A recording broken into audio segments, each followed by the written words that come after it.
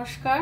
আজকে আমি বানাচ্ছি আলু বেগুন দিয়ে ইলিশ মাছের তেল ঝাল, যেটা বেশ অন্যরকম এবং গরম ভাতের সাথে খেতে খুবই ভালো লাগবে।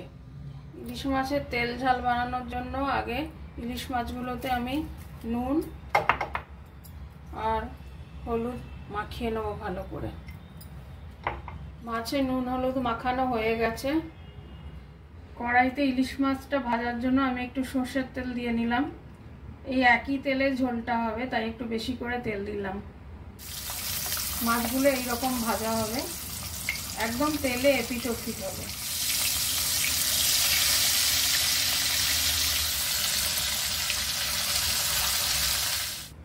মাছগুলো আমি হালকা করে ভেজে তুলে নিয়েছি।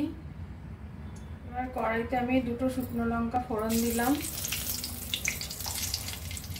একটু কালো জিরে ফোড়ন দিলাম,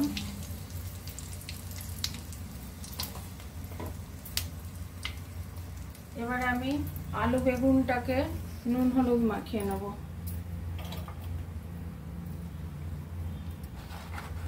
এখানে দুটো আলু আর দুটো লম্বা বেগুন আছে।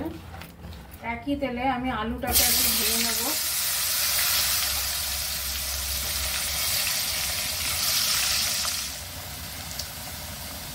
আলুটা আমার ভাজা হয়ে গেছে। এবার আমি বেগুনটাও এর মধ্যে দিয়ে দেবো।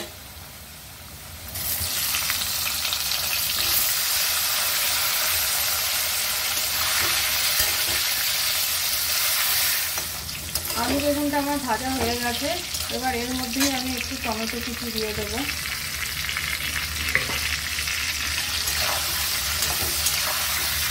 এবার আমি এর মধ্যে জিরেটা দিয়ে দিলাম, লঙ্কা গুঁড়ো দিয়ে দিলাম, অল্প হলুদ দিয়ে দিলাম।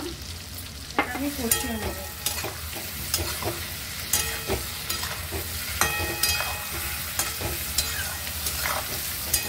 এবার আমি সর্ষে বাটা দিয়ে দেবো। সর্ষে বাটা দিয়ে আর বেশি কষাবো না, জল দিয়ে দেবো।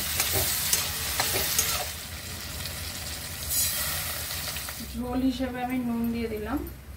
একটু নাড়াচাড়া করে ঝোলটা ফুটতে দেবো। ফুটে উঠলে মাছটা দিয়ে দেবো।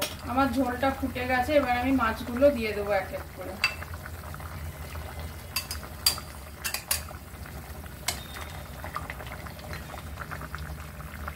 ঝোলটা আমার হয়ে গেছে। এবার আমি চেরা কাঁচা লঙ্কাগুলো দিয়ে দেবো আর উপর দিয়ে কাঁচা সর্ষের তেল দিয়ে গ্যাসটা বন্ধ করে দেবো।